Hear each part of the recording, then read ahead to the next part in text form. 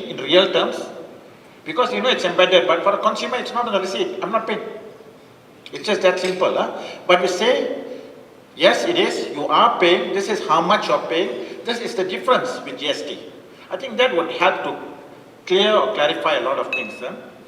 And the other issue is of course profiteering.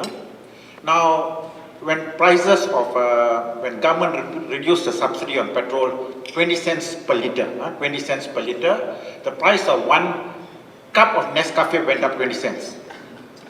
Now, our Nescafe is very unique. To prepare one cup of Nescafe requires 1 litre of petrol. That's why it went up by 20 cents. So, how GST? How GST? How is it going to impact us? Which is it going to be, that actual maybe 5% increase? And what is it going to be if it's 25% increase? What is the clarity to us as a consumer? So we understand that there are many mechanisms in place. I mean, the Profiteering Act, the enforcement of that. There has to be some mechanism for people to complain. But this has to be explained in ways that people can understand. And like I say, it still always comes down to prices. So the communication and the system has to be in place. The third thing I want to mention is, recently about 2 or 3 days ago, I read in a paper that the Danish were the happiest people in the world. They have high debt, there are many issues, but they are the happiest people in the world. And one of the reasons, many 4 or 5 reasons, but one of the reasons is we trust the government. We trust the government. Do Malaysians trust the government? Do Malaysians trust the government? Now again, this is mindset, this is an ecosystem. That now you are putting GST in, you are removing subsidies, this is going to be a greater burden on my life. We can't run away. But are we going to trust the government to use this money to our best interest? And certainly, some of the reports, whether it's audit, what we read in the media, is not encouraging. It gives, the news says last time they wasted money, now with GST they'll waste more money. So that is the environment now. So how are we going to address? So it's not enough. I mean, of course, government needs to address these leakages and whatever, but it must be seen to people that government is putting things in place, that they're serious if you're going to burden me, I want you to be serious in the way that my money is spent. We need to create that environment of trust. Because this is what we're asking people to do. We're asking people to trust us and bear this extra burden. Very often I'm asked, will GST help the consumer? Will GST help the consumer? Of course, just because GST is imposed, there's going to be no direct benefit. But what is our expectation as consumer then? Now this is where promises become important. When they rationalize petrol, they say, look, we are going to create an excellent public transport system. Nothing happened. In fact, public transport became worse. So what do we expect? Yes, we expect something. We expect our quality of life in terms of our daily needs, whether it's public transport, healthcare, education. Our life has to improve. I mean, the speakers before always spoke about deficit. Good. But deficit is government policy, government decision. I don't benefit if a decision, of course, conceptually, and the ratings, there's a big macro concept. I'm a consumer. I'm paying tax, subsidies being rationalized, prices are going up. How do I benefit? I want my quality of life to go up. Is this going to happen in real way, something that's visible? If we talk of GST and subsidy rationalization, so to bring that in, and nothing changes, then then the whole issue of what am I paying for? What am I paying for? So I think these are issues that seriously need to be addressed in building the ecosystem for GST or subsidy rationalization. And one more issue is, of course, I think generally, when I mentioned about the focus group, and I'm sure many of you are also, we become cynical about many things. We become cynical. What's going to happen with this additional revenue? What's going to happen when subsidies rationalized? I think the government had great courage in going forward. There's a political cost, and of course, issue has been politicized. Okay, that's politics, but it's courage to move forward. So I think one of the things that the government needs to, whether they like it or not, is build the confidence. One is, of course, provide the infrastructure, provide the support, provide the education, but also build the confidence that, this is going to make our life better. We are going to be more responsible in the way we send. And this is clearly important in making Malaysians ready, not only in terms of GST, but in confidence in the system. As many of the speakers before mentioned, it's not just about collection. It's also about how this money is spent for the public good. And finally, I think I want to emphasize communication, I said, is very important. But honesty in communication, that's important. Because previously, one ex-minister said, don't worry about GST. When GST is implemented, prices will go down. I think we'll be the first country in the world, GST implemented, prices go down. Recently, health minister said, don't worry, healthcare prices will not go up. Wow. GST implemented, healthcare prices. Firstly, healthcare is exempt. So it automatically means there's already going to be a price increase. But of course, that's the additional factor of all the input costs. So I always say that, you can cheat voters, because you make a mistake 5 years later only you can correct. But you cannot cheat the consumer. Every day they go to the market. Every day they go to the market. So if healthcare prices go up, people are going to know. If other items go up, of course, you're preparing people psychologically for what's going to happen. As previous speaker mentioned, prices, there's going to be a bump.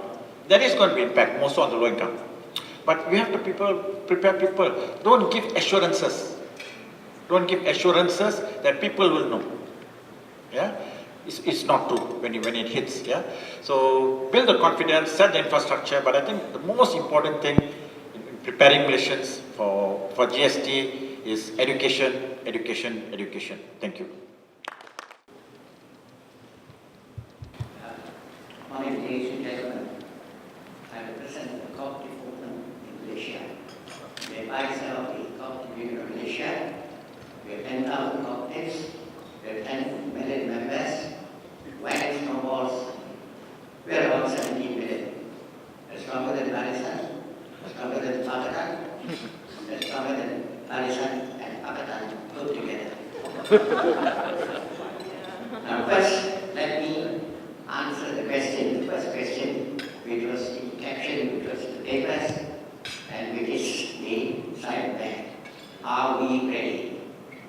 I represent the lower, middle and lower income group. I think we are not ready. Number one, we have had subsidies being removed from petrol, from sugar. I think there is sufficient funds. I think we should stabilize that first. The gist of GST seems to be mobilizing of funds to balance the deficit. I think it's time that we have to realize that it is the consumer, the end product user, the majority in the population is going to be affected. 2 days ago in a seminar, the expert on GST from the tax department, the customs, explained in a simple term. GST is 6%. Giving a quantum, say 100 ringgit, the manufacturer is going to charge 6%. Next, the retailer is going to charge. So when he charges 6%, on the 100, the next is going to pay 106 ringgit. On the 6 ringgit, the retailer is going to charge another 6%. The middleman is going to charge 6%. And we have computed it, and we have found that the consumer is going to pay more than 6%. I calculated it at 7.12. Next, much has not been explained to the public of what are the increases.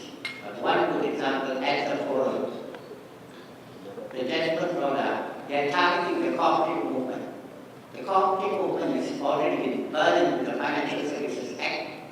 And now, one of the most disappointing pictures is brought up. GST is to be charged on subscription. Subscription follows the concept of jimat cermat. It's a saving by the member for saving money we have to pay GST. Next, blood, sweat and toil of the corporate member to take loans. On that 0.5% to 4% we are paying Angkasa. And that payment to Angkasa, our blood and toil, is again subject to GST. I think somewhere something is wrong. Excuse me, can I let Dr. Marimudi to answer the question? Let me just finish now. I hope I can answer. So I think now we have to read hard in between the lines. At the moment we are only frightened with, I told you, the two subsidies being taken over, sugar has shut up, and with some of these, restaurants have not increased it because their advice is to take less sugar. I think we have to think very hard on the GST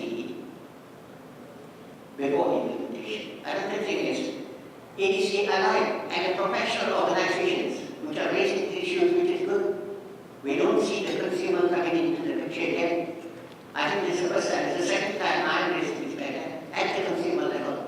It's not 6%, it's not 7.12 or 150. Is there a reduction for us? I think you're pretty right, and I think let us be stable and leave this. And finally, the GST should be imposed on the rich people and maybe the foreigners who are enjoying the base. The middle and lower income problem should be addressed. I think it is time that a ration card system should be introduced for the middle and lower income group so that they can be looked after and saved, including the vegetarians. I'm one of them. Thank you. Thank you. I'm not in the government, not in the ministry, but let me address some of the points. We certainly, some of the comments made in terms of the burden to the rakyat, all that I think is clear. We all know that those are issues. The point that we need to bear in mind is that many have this perception, no doubt, that the GST is being introduced simply to help cut down the deficit. I think we need to look at it in a broader, holistic manner. It is actually something that was on the cards since 1989, way back. And then it became a bit more refined in 2007 or 5, and then now finally it's on board. Point to note was that it was actually something that the government was thinking about long ago. And various issues came in terms of some price increases here and there, which then deferred it. That's number one. Why is the GST being even talked about way back in 89 or so? I think you need to look at what other countries have. For example, it is a tax on consumption.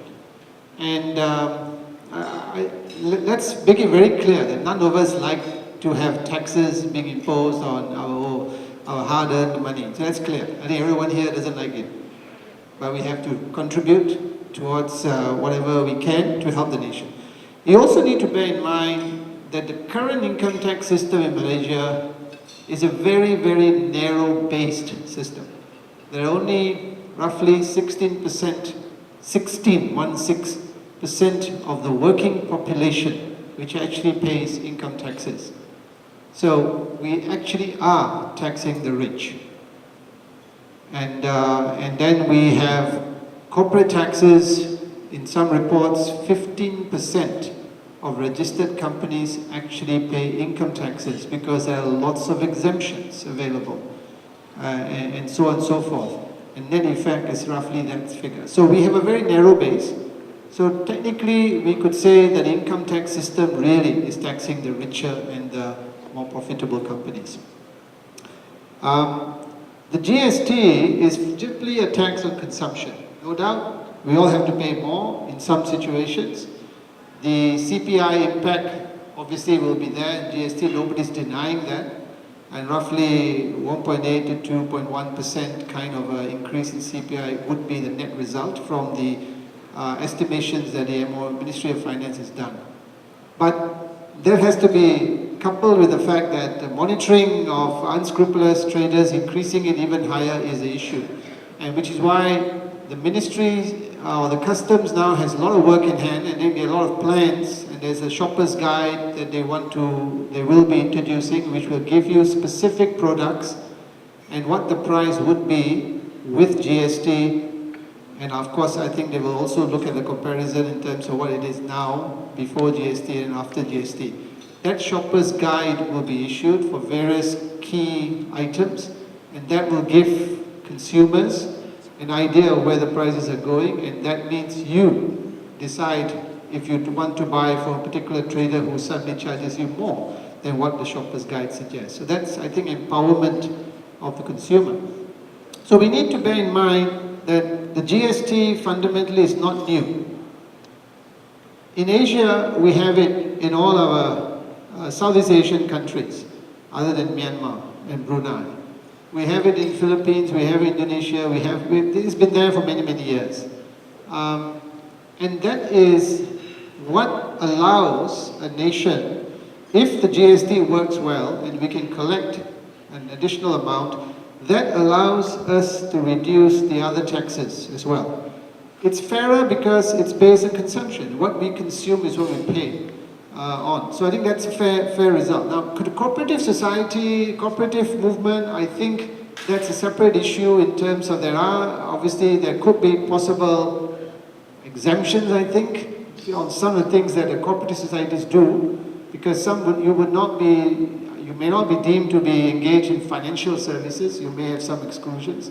And lots of dialogues, I think, have been held. Perhaps the cooperative society movement may have had some dialogue with the MOF. Maybe that needs to be taken on board to solve that, to clarify this, because not everything will be automatically at 6%.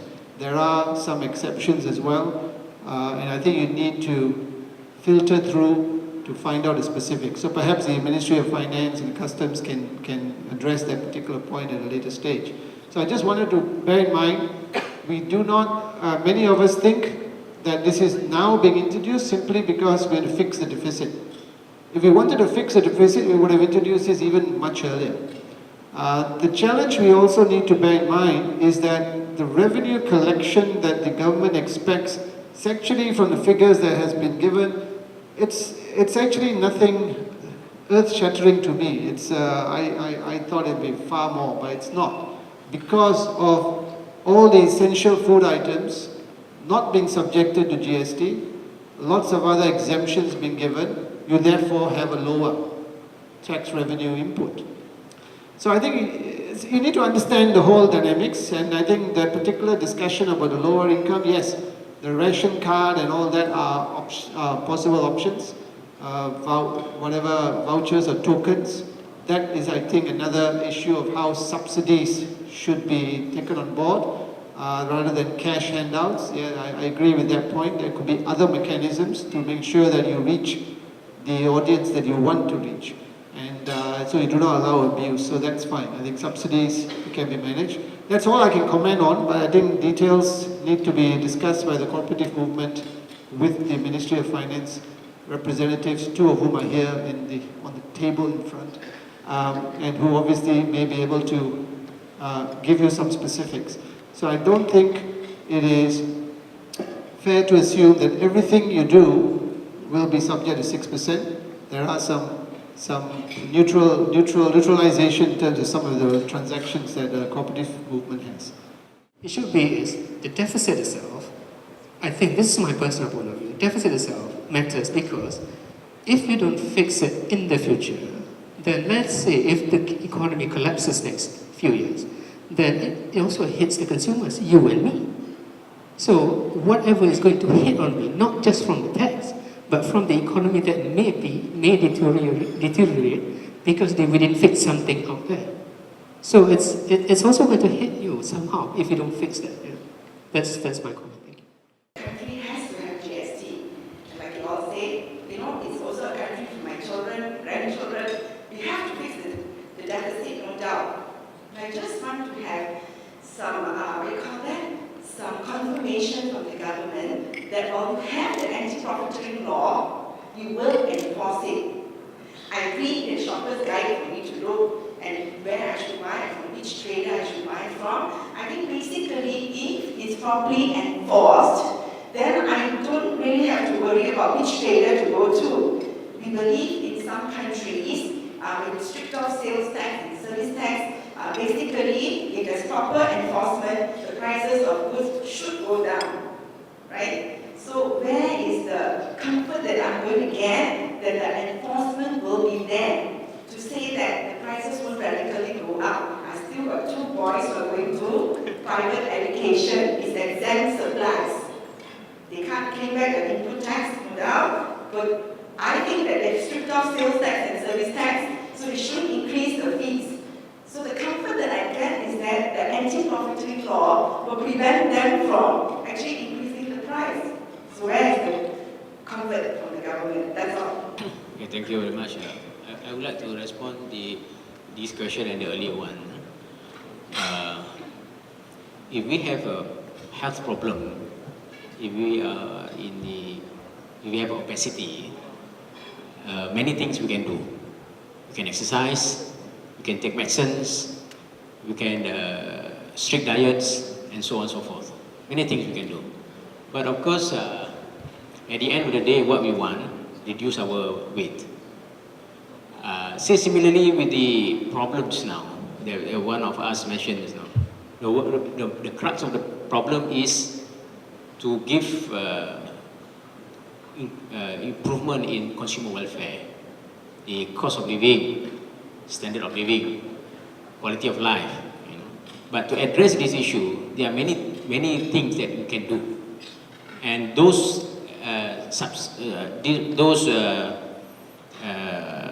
things that we can do are very much interrelated. That doesn't mean that if we don't exercise, for instance, if we don't exercise, therefore we don't take medicine at all. That's not right. So we shouldn't wait one after another. What I mean here, if you want to address the issues of consumer welfare, looking at GST alone as a single instrument to address the issue of consumer welfare is unfair. There are many other elements here. To me, I think most important thing is also the income of the consumer, income of household. Our income has been well known is that our income level, household income level is low in comparison with any other countries in the region. So, of course, it will be added more sensitive when we tax them. And as what my friend just said here, nobody would like to be imposed on extra tax. Although this is a replacement tax, but we think that if we think that it is a new tax, then we don't like it. But the problem of improvement or increasing the consumer or household welfare, how to handle this. Of course, there are many. That's why I said we want to address again a broader picture on the 2020 objective or the fiscal deficit, to reduce the fiscal deficit. There are also many other ways of doing it. And from economic point of view, we have to look at it from the general equilibrium point of view. So it's not only one. That's why I said it is very important that for us to understand that the economy is work as a complete system. So we only touch upon small part of it. The GST only small part of it. You look at the SRI of a new economic model, SRI, new economic model, GST is only part of it. There are a whole list of SRI that government has got to do. Whether the government has the political will to do that, I think that's a different matter. But we have to move, we have to make first step towards it before we can go on. Otherwise, if we don't make a first step, then we will reach nowhere. On the second issues, on the anti-profiteering, I think this is another problem. should be addressed by Ministry of Consumer Affairs. If I want to look at the broader picture, GST is an instrument, minimum wage is an instrument, rationalization of subsidy is an instrument. These are all mechanical instruments. We can implement it. But at the end of the day, what is important is institutional reform. And anti-profiteering is one of it. Institutional reform. To see that the GST will be implemented fully, and to see that if any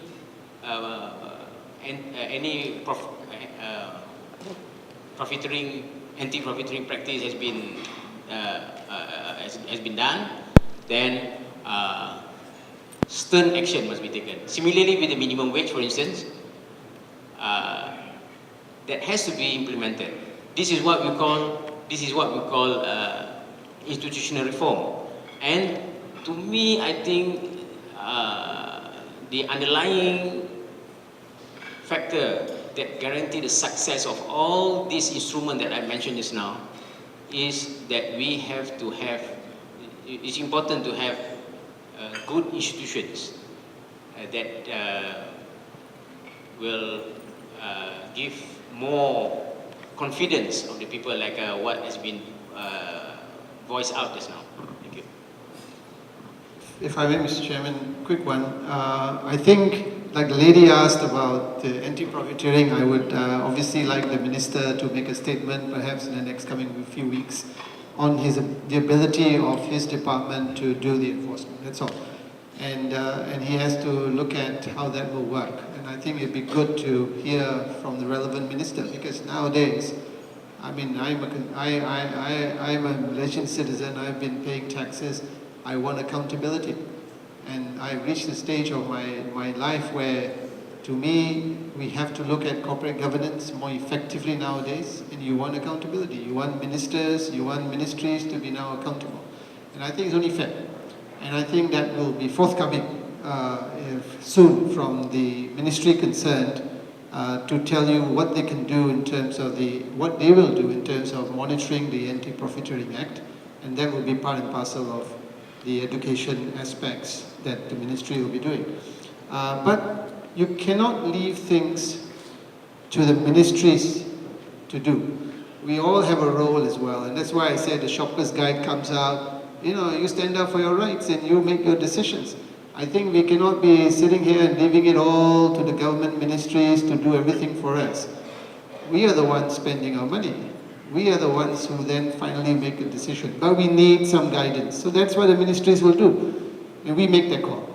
I think accountability is now far more important in Malaysia than it was before. And so that's where we are. We have a role. We cannot pass on that role to someone else. We need to both do our part. That's the only comment. Thank you.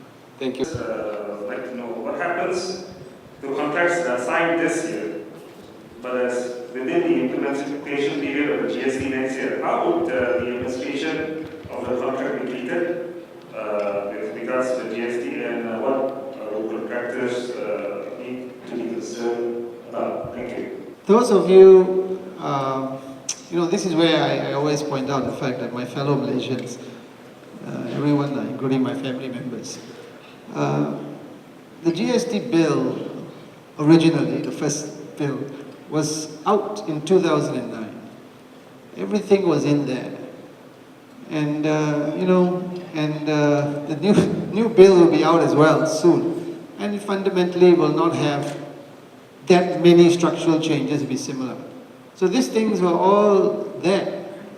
And there will be transitional provisions to cater for contracts that you have already signed before GST comes in. So there will be something to transition that across. And obviously there will be perhaps in some cases acceptance that that will not be subject to, but then there will be some where you will have to now review your contracts and make sure that long-term contracts from now onwards will have clauses in there which says that you have the power to impose a GST on behalf of the government when the GST legislation is in place. So all your legal contracts needs to be modified. That's one of those things we talk about. Besides pricing of your products, marketing, there's also the legal contracts that you sign with your suppliers and so on. Otherwise, if you don't change that, don't negotiate changes, you obviously have no power to impose. You will have to bear the GST for those particular suppliers. So there will be transitional provisions, and I think we'll wait for that. And then going forward, you need to make sure your legal contracts has a clause to ensure that you can collect GST if the law requires you to do that. That will help you. Thank you. We'll take one last question, ladies and gentlemen, if there's any. I'd like to follow through Dr. B's suggestion that there should be a review on the tax system. I'm just wondering whether what he meant was a more structural change, like, for instance, GST is implemented everywhere, but why is Malaysia not implementing capital gain tax? And that's a very interesting thing. I think probably what we need more is not just communication. We need a national discourse. We probably need a national discourse on how the economy should be run. Because there's a lot of sort of things prior to GST that we can do. For instance, we have built the most expensive bridge in the world in Penang, the second bridge. Going by per square meter, maybe the master builders can confirm that. We are building the most expensive MRT in the world, about 2-3 times. Now there are a lot of measures, tighter measures in the procurement that can do with that. Capital gain tax, maybe even in the corporate tax. Why are the Danish happy? They have a very high tax on the corporate. I think they're in the region of 30% or upwards. So perhaps more appropriate measure in Malaysia, or more appropriate action in Malaysia, would be to have a national discourse. It's a lot of fundamental issues that we have to address. Meanwhile, people will suffer because if you look at the Bank report on the marginal capacity to consume, the upper bracket earning more than 10,000, their MPC is only 0.18, that's the 2012. Whereas the below 1,000 is nearing 90%. So if you calculate this, even though in absolute value, the lower income will pay less, but in terms of percentage to their income, it's about 3 times. And that's just based on the theoretical approach. If what the judgment say about it's going to be 7%, it's going to be 3 times, or whatever, the impact will be very, very great. So I think the government must take this into consideration. It is okay to justify GST in practice everywhere, but I think there's a lot more room for other measures which we can do, which can actually improve the lives of people. Thank you. I wrote an article, came out in another newspaper, on before the budget, which says be bold, revamp the tax system. Besides GST, I gave a number of other points there as well.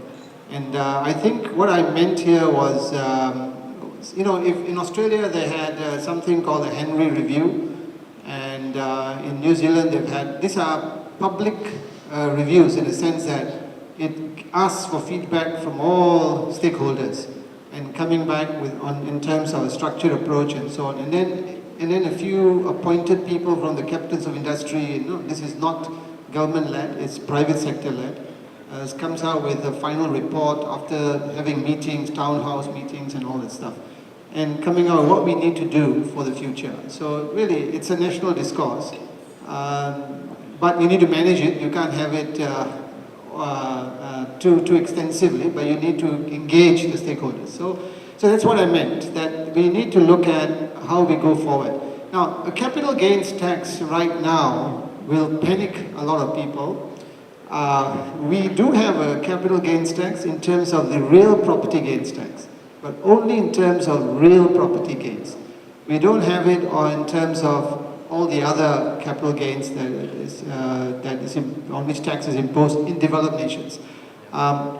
So that is one of those points that perhaps is to be looked at when you reach developed nation status, and should that be introduced at that particular point in time, because you then become a high income nation, wealth becomes even more, and therefore succession and so on. We used to have an estate duty years ago. When someone passes away, there was actually a tax on the estate of that person. So we also need to remember that we are not yet a developed nation. We are competing with the other countries in the region to attract FDI. We need to actually look at lowering our overall tax rates as well. So corporate rates and all that are going to go down eventually if we manage our GST well. So we have that issue in terms of attracting foreign investment, because we need that to drive the economy. When we reach the so-called developed nation status, and I'm one of those who feels that we will not be a developed nation if we just go on statistics on GNI and on, I find that a little bit strange. True developed nation means all institutional framework will be there, everything is in place and so on, and that's what will be missing as far as Malaysia is concerned. But statistics, per capita income, we might reach that, but I think it would be unfair to say that we will be a truly developed nation. We'll be on the way, but we need to make all that. So your point is well taken. That has to be looked at collectively. It cannot be introduced straight away. We are at a different stage. But in 2020, hopefully, we will be at a stage where we can do all this and look at revamping the whole thing. But before, we can't wait for 2020. We need the national discourse now and get these views across. So that's all I've got to say. Thank you. Thank you, Dr. Virendra Singh, and that's all the time I'm afraid that we have today's morning forum, ladies and gentlemen. I would like to thank our distinguished panel members for their views and also for taking the questions today.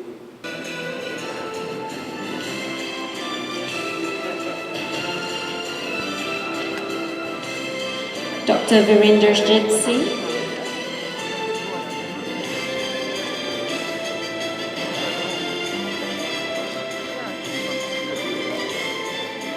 Encik Nur Zahidi Alias.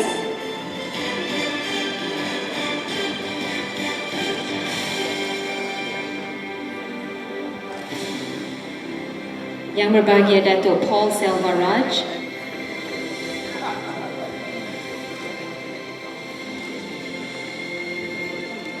And to our moderator, Encik Mustafa Kamil.